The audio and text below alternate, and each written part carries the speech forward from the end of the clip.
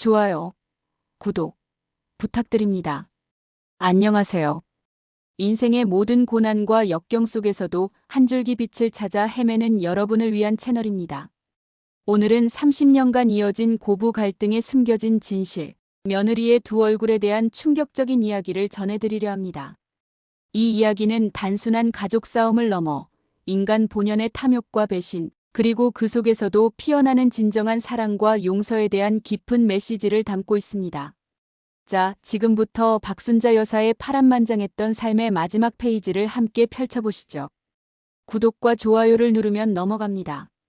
고요하고 엄숙해야 할 장례식장. 시어머니 박순자 여사님의 영정사진 앞에 며느리 김미영 씨는 주저앉아 있었습니다. 오열차마 들을 수 없을 정도로 처절한 통곡 소리가 빈소 가득 울려 퍼졌죠. 어머니 저를 두고 이렇게 가시면 어떻게 해요? 마치 세상에서 가장 사랑하는 사람을 잃은 듯 그녀의 슬픔은 끝이 없어 보였습니다. 조문객들은 그런 며느리를 보며 혀를 내둘렀습니다. 정말 지극한 효부네. 어쩜 저렇게 시어머니를 사랑했을까? 돌아가신 분도 저 며느리 때문에 편히 눈 감으실 거야. 칭찬과 동정의 목소리가 귓전을 때렸지만 저는 왠지 모를 위화감을 지울 수 없었습니다. 저는 박순자 여사의 40년 지기 친구 70대 김정숙입니다. 순자 씨는 저에게 친자매나 다름없는 존재였죠. 그녀의 마지막 가는 길을 배웅하며 슬픔에 잠겨 있었지만 미영 씨의 과장된 연기는 제 눈을 피할 수 없었습니다. 통곡하는 그녀의 눈빛 속에서 저는 아주 미세한 그러나 분명한 안도감을 읽어냈습니다. 마치 오랫동안 짓눌렸던 무언가에서 해방된 듯한 그런 싸늘한 빛깔이었죠. 장례식은 사흘 밤낮으로 이어졌습니다. 조문객들이 하나둘 자리를 비우고 빈소에는 피곤에 지친 가족들만이 남아있었을 때였습니다. 모두가 잠든 깊은 새벽, 저는 화장실을 가기 위해 복도를 지나고 있었죠. 그때였습니다. 순자 씨의 방에서 희미한 불빛이 새어나오고 인기척이 들렸습니다. 지금 저기서 누가 뭘 하고 있는 거지? 저는 혹시나 도둑이라도 들었나 싶어 조용히 문틈으로 안을 들여다보았습니다. 그곳에는 며느리 김미영 씨가 있었습니다. 망자의 방에서 그녀는 무언가를 찾고 있는 듯 했습니다. 서랍을 뒤지고 옷장을 열고 심지어 침대 밑까지 손을 넣어 휘젓는 모습이었죠. 저는 숨을 죽이고 그녀의 행동을 지켜봤습니다. 한참을 그렇게 방을 헤집던 그녀는 이내 모든 것을 포기한 듯 흐트러진 머리를 쓸어 올렸습니다. 그리고 마치 제 옆에 제가 없는 듯 혼잣말을 내뱉는 것이었습니다. 드디어 끝났다. 그녀의 목소리는 너무나 낮고 차가워서 슬픔으로 통곡하던 며느리의 목소리라고는 믿기지 않았습니다. 섬뜩함마저 느껴지는 그 독백은 제 마음속에 작은 의심의 씨앗을 심었습니다. 대체 무엇이 끝났다는 걸까? 그리고 그녀는 무엇을 찾고 있었던 걸까? 이 모든 의문은 제게 깊은 불안감을 안겨주었습니다. 이 의심은 단순한 오해가 아니었습니다. 앞으로 펼쳐질 비극적인 진실의 서막에 불과했으니 말입니다. 어느덧 순자 씨가 돌아가신 지 49일째 되는 날, 가족들은 한자리에 모여 고인의 명복을 빌었습니다. 49제가 끝나고 아들인 남편은 어머니의 유품을 정리하며 유언장을 찾기 시작했습니다. 어머니가 분명 유언장을 작성하셨을 텐데 아무리 찾아봐도 없네. 남편의 얼굴에는 당혹감이 스쳐 지나갔습니다. 이때 며느리 김미영 씨가 나섰습니다. 아버님 그리고 여보. 어머님은 유언장 같은 건 안 남기셨을 거예요. 저희를 그렇게 믿으셨는데 굳이 그런 걸 남기실 필요가 없었겠죠. 그녀는 마치 모든 것을 알고 있다는 듯 확신에 찬 목소리로 말했습니다. 이어 그녀는 아주 자연스럽게 상속 절차를 주도하기 시작했습니다. 어머님 명의의 집과 재산은 어차피 여보에게 상속될 테니 우리가 알아서 처리하면 될 것 같아요. 그녀의 말에는 한치의 망설임도 없었죠. 하지만 제 기억 속에는 장례식 전 순자 씨가 저에게 했던 말이 선명하게 남아 있었습니다. 정수가, 내가 미영이한테 아주 중요한 걸 맡겼어.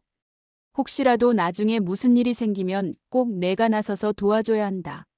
순자 씨는 평소라면 상상할 수 없을 정도로 진지한 표정으로 제게 부탁했었습니다. 저는 그 말을 떠올리며 미영 씨에게 조심스럽게 물었습니다. 미영아, 혹시 돌아가시기 전에 순자 씨가 너에게 중요한 서류 같은 걸 맡긴 적은 없었니? 유언장 같은 거 말이야. 제 질문에 그녀의 얼굴은 순간 경직되는 듯 보였습니다. 그러나 이내 능숙하게 미소를 지으며 답했습니다. 어머님, 저는 그런 말씀 전혀 못 들었는데요.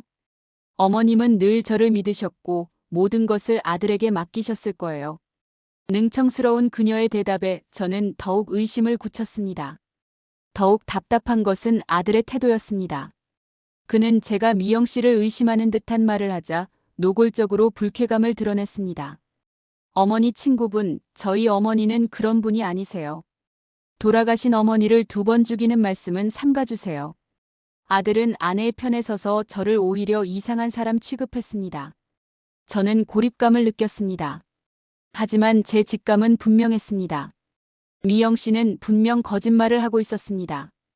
그리고 그녀의 거짓말은 순자 씨의 죽음과 깊은 연관이 있을 것이라고 확신했습니다. 이 확신은 저를 진실을 향한 험난한 여정으로 이끌었습니다. 49제가 끝난 후 가족들은 순자 씨의 유품을 정리하는 데 소홀했습니다. 마치 그녀의 흔적을 지우고 싶어하는 듯 보였죠. 결국 제가 직접 나섰습니다. 저는 순자 씨의 집을 찾아 그녀의 물건들을 하나하나 정리하기 시작했습니다. 그녀의 손때 묻은 물건들을 만지며 저는 지난 세월의 추억에 잠겼습니다. 그러던 중 낡은 서랍장 깊숙한 곳에서 빛바랜 일기장 하나를 발견했습니다. 순자 씨의 필체로 꼼꼼하게 기록된 그 일기장에는 지난 30년간의 고부 갈등이 고스란히 담겨 있었습니다.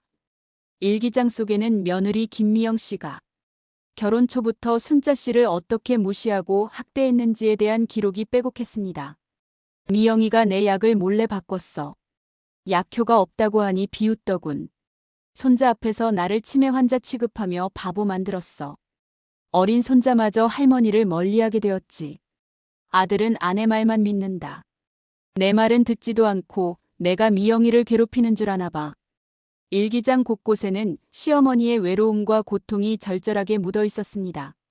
며느리의 이중적인 태도와 아들의 무관심 속에서 순자 씨는 평생을 고통받았다는 것을 알게 되었습니다.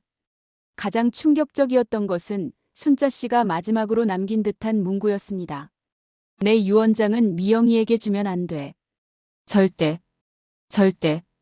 그녀의 간절한 외침은 제 가슴을 울렸습니다. 저는 일기장을 덮고 깊은 생각에 잠겼습니다.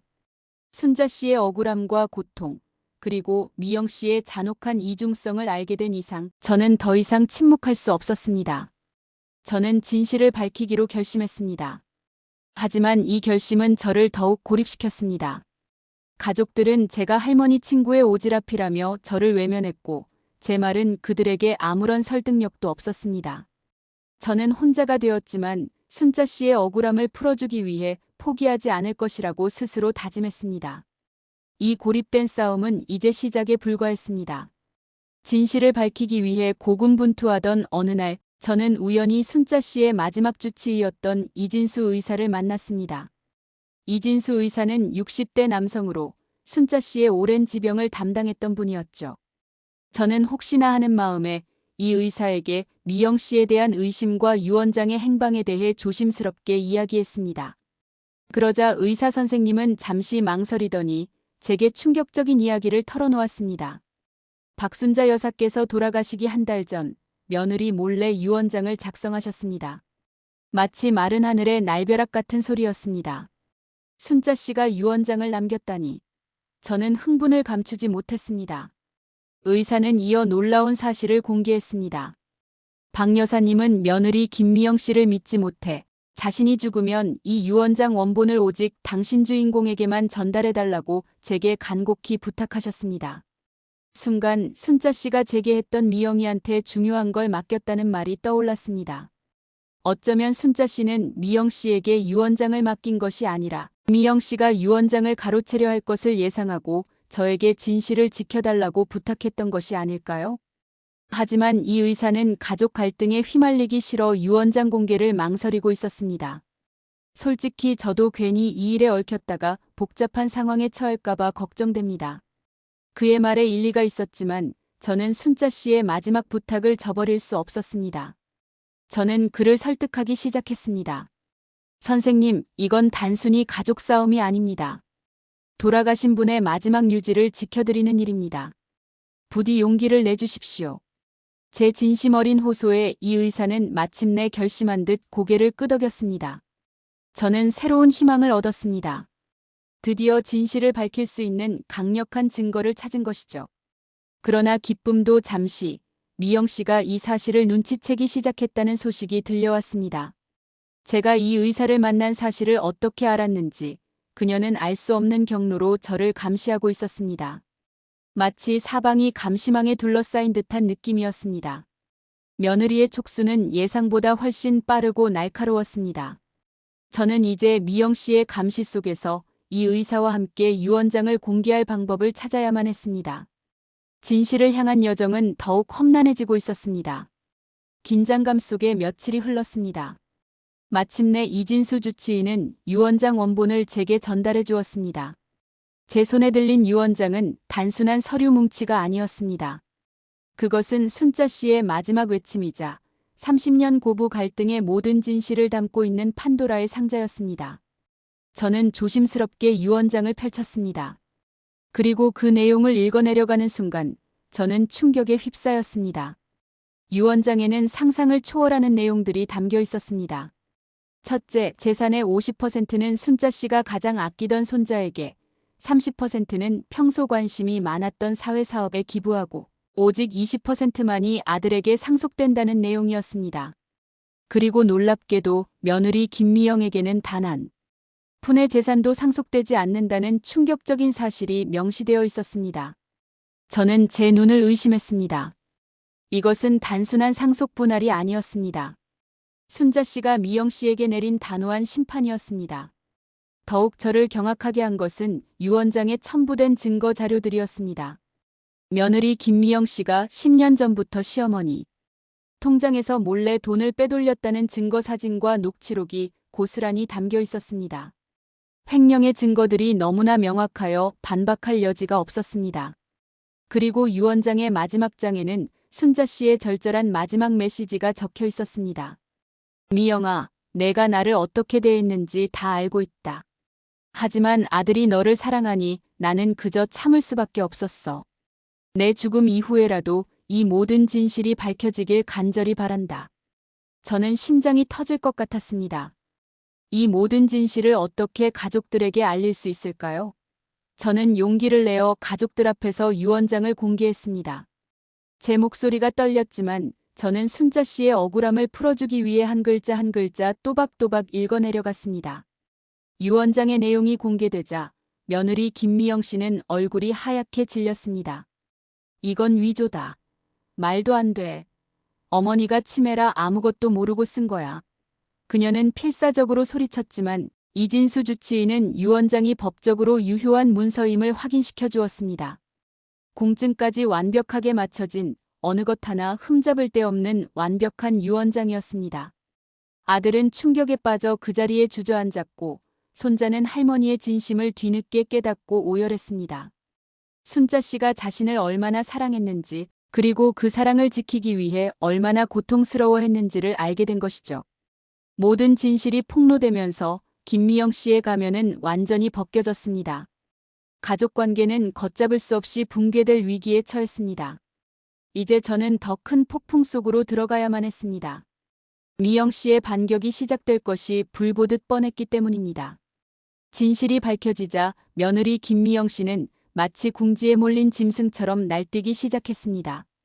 그녀는 유언장을 무효화하기 위해 즉시 유명 로펌의 변호사를 고용했습니다. 시어머니가 돌아가실 당시 치매로 정신이 온전치 못했다는 거짓 진단서를 조작하려 했고 심지어 저를 명예훼손으로 고소하며 압박했습니다. 가족 문제에 끼어든 외부인일 뿐이다. 그녀는 저를 가족 파탄의 주범으로 몰아붙였습니다. 저와 순자 씨의 40년 우정은 그녀에게 아무런 의미가 없었습니다. 아들은 여전히 우유부단하게 아내와 어머니 사이에서 갈팡질팡했습니다. 여보, 당신이 그럴 리가 없어. 어머니 어떻게 저한테 이런 시련을 주십니까? 그는 현실을 부정하며 양쪽 모두를 외면하는 듯 했습니다. 심지어 손자마저 혼란스러워했습니다. 할머니가 왜 엄마한테만 그렇게 차갑게 대했을까? 어린 손자는 진실 앞에서 깊은 상처를 받았습니다. 저는 법정 싸움, 가족의 외면, 그리고 사회적 비난 속에서 가장 외롭고 절망적인 순간을 맞이했습니다. 하지만 저는 포기할 수 없었습니다. 순자 씨의 마지막 유언, 그녀의 억울함을 풀어주는 것이 제가 해야 할 마지막 사명이라고 생각했습니다. 저는 미영 씨의 모든 술수를 막아내고 진실을 밝히기 위해 외로운 싸움을 이어나갔습니다. 그녀의 거짓말은 점점 더 교묘해지고 저를 향한 공격은 더욱 거세졌습니다. 저는 정신적으로나 육체적으로나 극한의 상황에 내몰렸습니다.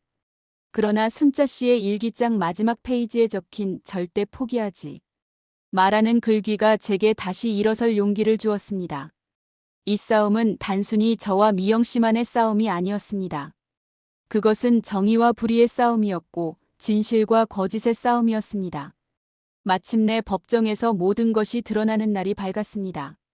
미영 씨 측 변호사는 순자 씨의 치매 증상을 부각시키며 유언장의 효력을 부정하려 했습니다. 저를 향한 명예훼손 고소 역시 날카로운 창이 되어 저를 겨누었습니다. 하지만 이 의사와 저는 미영 씨의 치밀한 거짓말에 맞설 결정적인 증거를 준비했습니다. 바로 순자 씨가 생전에 몰래 설치한 CCTV 영상이었습니다. 법정에서 공개된 영상은 모든 사람을 경악하게 만들었습니다. 영상 속에는 며느리 미영 씨가 순자 씨를 학대하고 모욕하는 충격적인 장면들이 담겨 있었습니다. 가장 소름 끼쳤던 것은 어린 손자 앞에서 미영 씨가 낄낄거리며 내뱉은 말이었습니다. 할머니는 곧 죽을 거야. 그럼 이 집은 다 우리 거야. 아이의 순수한 영혼을 오염시키고 잔혹한 탐욕을 아무렇지 않게 드러내는 그녀의 모습은 모든 판사와 배심원의 분노를 자아냈습니다. 영상 속 순자 씨는 며느리의 모욕과 학대에도 묵묵히 모든 것을 견뎌냈습니다. 심지어 아들이 들어오면 언제 그랬냐는 듯 천진난만한 표정을 짓는 며느리의 이중적인 모습에 순자 씨는 말없이 고통스러워했습니다. 30년간 이어진 고부 갈등의 진짜 이유가 며느리의 잔혹한 탐욕과 이중적인 얼굴에 있었다는 사실이 만천하에 드러나는 순간이었습니다. 미영 씨는 영상 속 자신의 모습을 보며 얼굴이 잿빛으로 변했습니다. 그녀는 할 말을 잃었고 변호사 역시 더 이상 아무런 변론도 할 수 없었습니다. 아들은 충격에 몸을 가누지 못했습니다. 자신이 그토록 믿었던 아내의 민낯을 보게 된 그는 절규했습니다. 손자는 할머니의 억울함에 오열했고 모든 법정 관계자들은 진실의 무게 앞에 숙연해졌습니다. 미영 씨의 완벽했던 가면은 완전히 벗겨졌고 그녀의 추악한 민낯이 세상에 드러나는 절정의 순간이었습니다. 이제 정의의 심판만이 남았습니다. 기나긴 법정 공방은 마침내 끝이 났습니다. 재판은 저와 순자 씨의 유언장의 완벽한 승리로 마무리되었습니다. 며느리 김미영 씨는 시어머니 통장에서 수년간 돈을 빼돌린 횡령 혐의가 인정되어 법적 처벌을 받게 되었고 아들과의 이혼 절차도 밟게 되었습니다. 탐욕과 거짓으로 쌓아올린 그녀의 모든 것이 한순간에 무너져 내리는 비극적인 결말이었습니다. 아들은 모든 진실을 알게 된 후 깊은 죄책감과 후회 속에 빠져들었습니다. 자신이 그토록 사랑했던 어머니를 외면하고 아내의 거짓말에 속아 넘어간 것에 대한 자책은 그를 평생 괴롭힐 것입니다. 모든 것이 정리된 후 저는 순자 씨의 유언장 마지막 장을 다시 펼쳐보았습니다. 그리고 그곳에서 저는 또 한 번의 충격적인 반전과 마주했습니다. 유언장 마지막 장, 비단 보자기에 곱게 쌓여있던 봉투 안에는 이런 문구가 적혀 있었습니다. 미영아, 나는 너를 미워하지 않는다. 내가 왜 그랬는지 알고 있다. 내 어린 시절이 불행했고 사랑받지 못했으니까. 하지만 나는 내 아들과 손자는 지켜야 했다. 이 돈으로 내 인생을 다시 시작하렴. 순자 씨는 미영 씨의 비뚤어진 욕망 뒤에 숨겨진 어린 시절의 불행과 사랑받지 못한 상처를 꿰뚫어보고 있었습니다.